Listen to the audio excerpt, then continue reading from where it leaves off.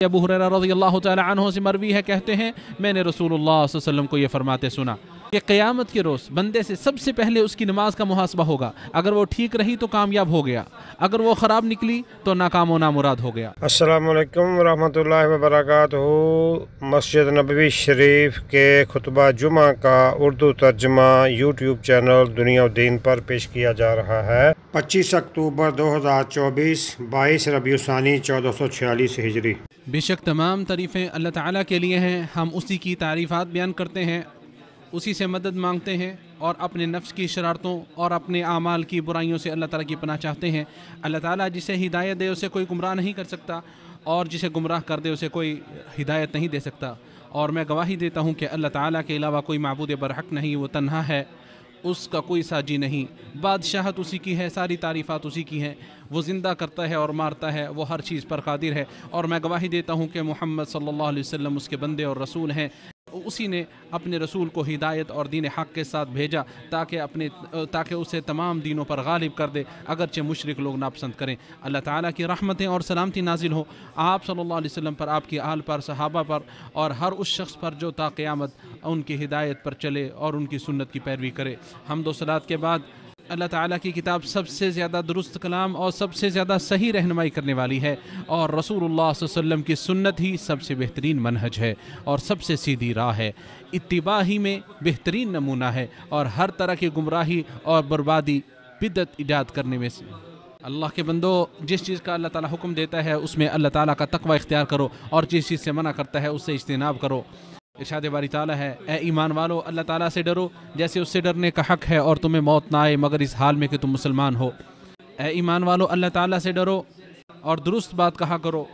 وہ تمہارے کام درست کر دے گا اور تمہارے گناہ معاف کر دے گا، اور جس نے اللہ اور اس کے رسول کی اطاعت کی اس نے بڑی کامیابی حاصل کر لی۔ مسلمانوں، نماز توحید کے بعد اللہ تعالیٰ کی طرف سے عائد کردہ سب سے اہم فریضہ ہے، کیونکہ یہ اسلام کا ستون اور اس کے عظیم ارکان میں سے دوسرا رکن ہے۔ ارشاد باری تعالیٰ ہے، حالانکہ ان کو صرف یہی حکم دیا گیا تھا کہ وہ دین کو اللہ تعالیٰ کے لیے خالص کرتے ہوئے صرف اسی کی عبادت کریں، بالکل یکسو ہو کر، اور نماز قائم کریں اور زکوٰۃ ادا کریں، اور یہی دین مستقیم ہے۔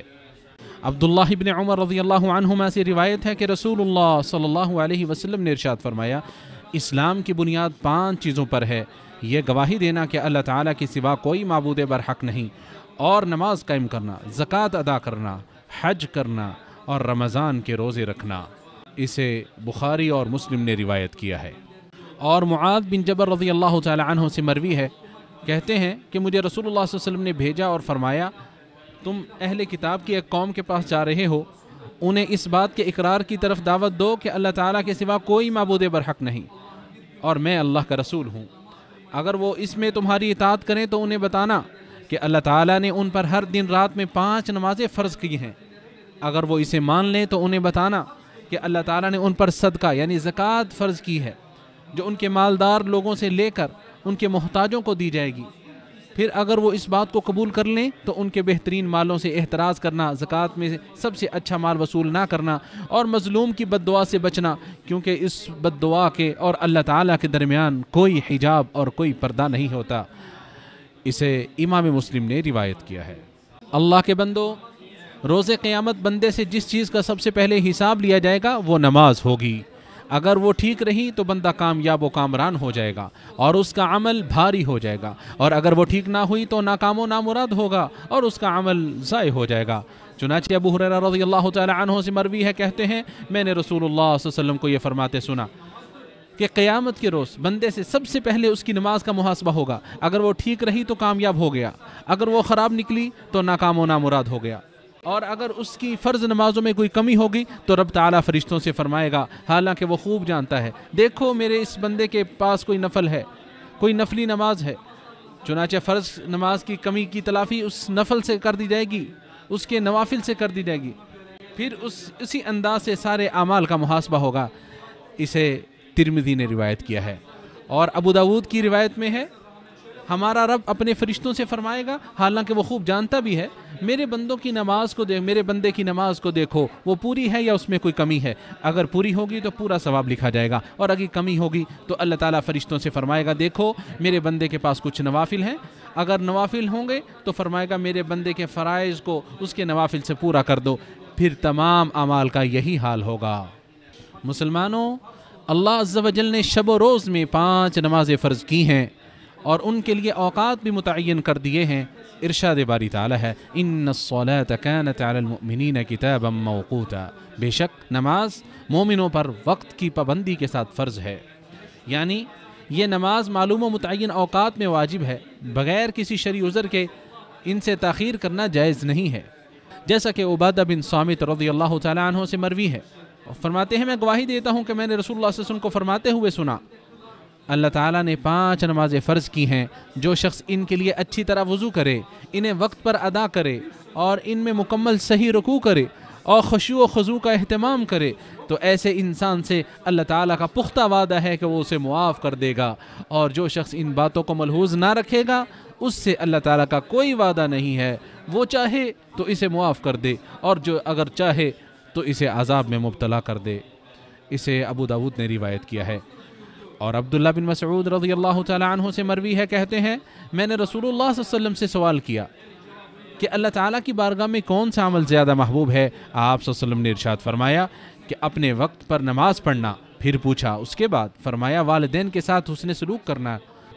پھر پوچھا تو آپ صلی اللہ علیہ وسلم نے فرمایا کہ اللہ کی راہ میں جہاد کرنا۔ اسے بخاری و مسلم نے روایت کیا ہے۔ اور عائشہ رضی اللہ تعالیٰ عنہا سے مروی ہے، کہتی ہیں میں نے رسول اللہ صلی اللہ علیہ وسلم کو کبھی بھی کسی نماز کو اگلے وقت تک مؤخر کرتے ہوئے نہیں دیکھا، یہاں تک کہ آپ کی وفات ہو گئی۔ اسے امام حاکم نے مستدرک میں روایت کیا ہے۔ اللہ کے بندو، اللہ عز و جل نے لوگوں کو اپنی کوتاہی و لاپرواہی، لہو و لعب، غفلت و سستی اور دیگر مصروفیات کی وجہ سے نماز کے وقت کو ضائع کرنے سے ڈرایا ہے، جیسا کہ ارشاد باری تعالیٰ ہے بس ان نمازیوں کے لیے بڑی ہلاکت ہے جو اپنی نمازوں سے غفلت برتتے ہیں، یعنی اس سے غفلت برتتے ہیں یہاں تک کہ اس کا وقت گزر جاتا ہے اور اس کی متعینہ مدت ختم ہو جاتی ہے۔ لہٰذا اللہ کے بندو، نماز کی خصوصی حفاظت کرو، نماز کی خصوصی حفاظت کرو، نماز کے معاملے میں اللہ تعالیٰ سے ڈرو، وقت پر نماز ادا کرو، نماز کے حریص بنو اور اس کی حفاظت کرو، اس میں سستی و کاہلی مت برتو اور اس کے وقت کو مت ضائع کرو۔ اللہ تعالیٰ ہمیں اور آپ سب کو ان لوگوں میں شامل فرمائے جو قرآن کو غور سے سنتے ہیں، پھر اس کی بہترین باتوں کی پیروی کرتے ہیں۔ یہی وہ لوگ ہیں جنہیں اللہ تعالیٰ نے حق کی راہ دکھائی ہے، اور یہی لوگ عقل و خرد والے ہیں۔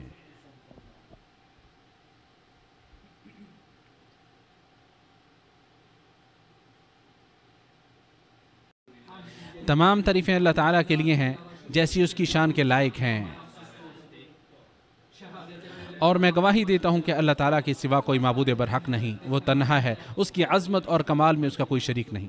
اور میں گواہی دیتا ہوں کہ محمد صلی اللہ علیہ وسلم اس کے بندے اور رسول ہیں۔ اللہ تعالیٰ کی رحمتیں اور سلامتی کا نزول ہو ان پر، ان کے آل پر، ان کے اصحاب پر اور ان کے نقش قدم پر چلنے والوں پر۔ مسلمانوں، نماز دین کا ستون ہے، فرائض میں سے اہم ترین فریضہ، عظیم ترین عبادت اور پاکیزہ ترین اطاعت ہے۔ سنو، والدین کے واجبات اور ان کی ذمہ داریوں میں سے یہ بھی ہے کہ وہ اپنی اولاد کی تربیت کریں، گھر والوں کو وقت پر نماز پڑھنے پر ابھاریں، انہیں ان کی حفاظت کا حکم دیں، ان کی نگرانی کریں اور انہیں نماز پر ترغیب دلاتے رہیں۔ اللہ تعالیٰ کا فرمان ہے، اور آپ اپنے گھر والوں کو نماز کا حکم دیجئے اور خود بھی اس کی پابندی کیجئے۔ اور عمر بن شعیب رضی اللہ تعالیٰ عنہ رحمہ اللہ اپنے باپ سے، وہ اپنے دادا سے روایت کرتے ہیں کہ رسول اللہ صلی اللہ علیہ وسلم نے ارشاد فرمایا، جب تمہاری اولاد 7 سال کی ہو جائے تو تم ان کو نماز پڑھنے کا حکم دو، اور جب وہ 10 سال کے ہو جائیں تو انہیں اس پر یعنی نماز نہ پڑھنے پر مارو اور ان کے سونے کے بستر الگ کر دو۔ اسے ابو داود نے روایت کیا ہے۔ لوگو، نماز کی پابندی نفس کی تربیت اور اس کے تزکیہ کے لیے بہترین مددگار ہے، اسی سے دل کو جلا ملتی ہے اور دل پاک صاف ہوتے ہیں، ایمان و تقوی میں اضافہ ہوتا ہے، اور یہی گناہوں پر زجر و توبیخ اور تنبیہ والی سب سے بہترین چیز بھی ہے۔ اللہ تعالیٰ کا فرمان ہے، اے نبی اس کتاب کی تلاوت کیجئے جو آپ کی طرف وحی کی گئی ہے، اور نماز قائم کیجئے، نماز یقیناً بے حیائی اور برائی کے کاموں سے روکتی ہے، اور اللہ تعالیٰ کا ذکر سب سے بڑی چیز ہے، اور جو کام تم کرتے ہو اللہ تعالیٰ اسے جانتا ہے۔ نماز کی پابندی کامیابی کے عظیم ترین اسباب میں سے ہے، خوف و گھبراہٹ سے سلامتی کا سب سے بڑا سبب ہے اور اجر و ثواب کے حصول کا بہت بڑا ذریعہ ہے۔ اللہ تعالیٰ کا فرمان ہے، فلاح پا گیا جس نے پاکیزگی اختیار کی اور اپنے رب کا نام لیتا رہا پھر اس نے نماز پڑھی۔ اور مزید اللہ تعالیٰ کا فرمان ہے، یہ بھی اللہ تعالیٰ نے فرمایا، بے شک جو لوگ ایمان لائے اور انہوں نے عمل صالح کیے اور نماز قائم کی، زکوٰۃ کو ادا کیا، ان کا اجر ان کے رب کے پاس ثابت ہے اور ان پر نہ خوف طاری ہوگا اور نہ انہیں کوئی غم لاحق ہوگا۔ اور ابو ہریرہ رضی اللہ تعالی عنہ سے روایت ہے کہ رسول اللہ صلی اللہ علیہ وسلم نے ارشاد فرمایا، تم کیا سمجھتے ہو اگر تم میں سے کسی کے گھر کے سامنے نہر ہو جس سے وہ ہر روز 5 مرتبہ نہاتا ہو، کیا اس کے جسم کی کوئی میل کچیل باقی رہے گی؟ صحابہ نے عرض کی، اس کی تو کوئی میل کچیل باقی نہیں رہے گی۔ آپ صلی اللہ علیہ وسلم نے فرمایا، یہی 5 نمازوں کی مثال ہے، اللہ تعالیٰ ان کے ذریعے گناہوں کو صاف کر دیتا ہے۔ اسے بخاری اور مسلم نے روایت کیا ہے۔ اور ابو ہریرہ رضی اللہ تعالی عنہ سے مروی ہے کہ رسول اللہ صلی اللہ علیہ وسلم فرمایا کرتے تھے، 5 نمازیں، ایک جمعہ دوسرے جمعے تک اور ایک رمضان دوسرے رمضان تک درمیان کے عرصے میں ہونے والے گناہوں کو مٹانے کا سبب ہیں، بشرطے کہ کبیرہ گناہوں کا ارتکاب نہ کیا جائے۔ اسے امام مسلم نے روایت کیا ہے۔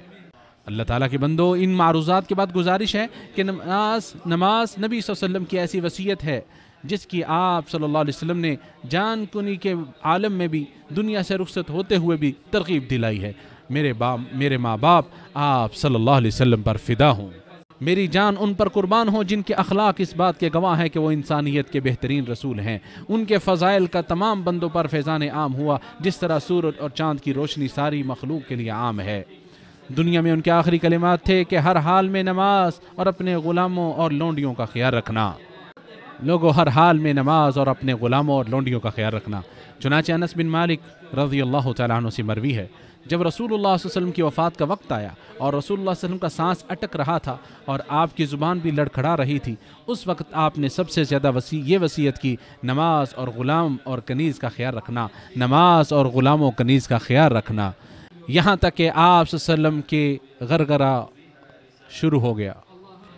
اور آپ کی زبان بند ہو گئی۔ اسے امام احمد نے روایت کیا ہے۔ اے اللہ، تو نماز کو ہماری آنکھوں کی ٹھنڈک بنا دے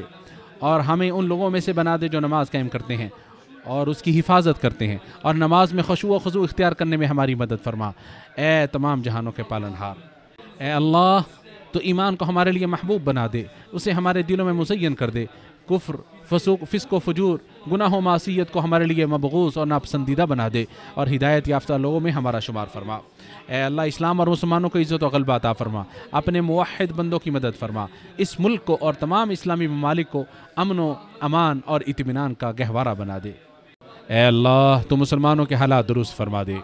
انہیں اپنے اپنے ملکوں میں امن و امان عطا فرما، ان کی شیرازہ بندی کو مضبوط و مستحکم فرما، انہیں حق پر متحد کر دے، ان کے دلوں میں الفت و محبت ڈال دے اور ان کے آپسی معاملات کو درست فرما دے۔ اے اللہ، انہیں اختلاف اور ظاہری و باطنی فتنوں سے محفوظ فرما،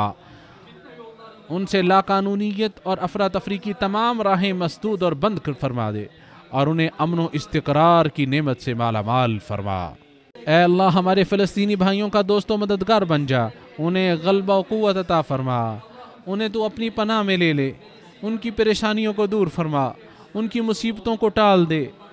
ان کی عزت و آبرو اور خون کی حفاظت فرما، ان کے مریضوں کو شفا عطا فرما، ان کی کمیوں کوتاہیوں کو اللہ، ان کی کمیوں کو اور ان کے خسارے کو پورا کر دے، ان کے جو فوت ہو چکے ہیں، ان کے شہداء ہیں، ان کو قبول، ان کی شہادت قبول فرما۔ اے اللہ، تو ظالم و جابر اور ناحق قابض صہیونیوں پر انہیں غلبہ عطا فرما۔ اے قوت و غلبے والی ذات، اے اللہ، تو ان پر رحم فرما، ان کی مدد کر، انہیں عافیت سے نواز۔ اے تمام جہانوں کے پروردگار، اے اللہ، تو ہمارے ملکوں میں امن و امان عطا فرما، ہمارے ائمہ اور حکمرانوں کی اصلاح فرما، خادم حرمین شریفین کو اپنی خاص توفیق و تائید سے نواز اور انہیں صحت و عافیت کی دولت سے نواز۔ اے سارے جہانوں کے پالنہار، اے اللہ، انہیں اور ان کے ولی عہد کو اپنے پسندیدہ امور کی توفیق عطا فرما۔ اے اللہ، دعاؤں کو قبول کرنے والے، اے اللہ، تو ہماری دعا کو قبول فرما، بے شک تو سننے والا اور جاننے والا ہے، ہماری توبہ قبول فرما، بے شک تو توبہ قبول کرنے والا اور مہربان ہے۔ اے اللہ، تو محمد صلی اللہ علیہ وسلم پر اور ان کے آل و اصحاب سب پر رحمتوں کا نزول فرما۔ مسجد نبوی شریف کے خطبہ جمعہ کا اردو ترجمہ یوٹیوب چینل دنیا و دین پر پیش کیا گیا۔ مترجم ابو محمد عطا Ullah bin Abdul Majeed P H D scholar Madinah university. Video ترتیب ابو فراز محمد ایوب ابراہیم قصوری۔ قرآن مجید نماز اور مسنون اذکار سمجھ کر پڑھیں، نبی کریم صلی اللہ علیہ وسلم کی سنتوں پر عمل کریں، دوسروں کو بھی دعوت دیں۔ اللہ تبارک تعالی ہم سب کی دنیا و آخرت اچھی کرے۔ دینی سوالات کے فری جوابات کے لیے گروپس مثال دین المدینہ ممبر بننے کے لیے 00923167983575 00923352520207۔